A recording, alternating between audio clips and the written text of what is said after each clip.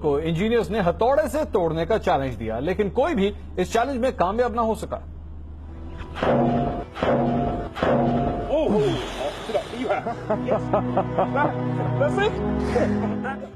जैंगजी आजी की पुरफिजा वादी पर शीशे से बने 430 मीटर दुनिया के तवील पुल का इफ्तिताह अगले माह होना है। आवाम को इस पुल की मजबूती का एहसास दिलाने के लिए इंजीनियर्स ने पुल को हथौड़े से तोड़ने का चैलेंज दिया, जिसको बरतानवी नशरियाती इदारे के रिपोर्टर ने कबूल किया। इंतहाई वजनी हथौड़ा मारने के बावजूद कांच के इस पुल पर सिर्फ चटकने के निशानात ही आ सके। बार बार एक ही जगह पर हथौड़ा मारने से भी शीशा टुकड़ों में तकसीम नहीं हुआ। रिपोर्टर ने थक हार कर शिकस्त तस्लीम कर ली।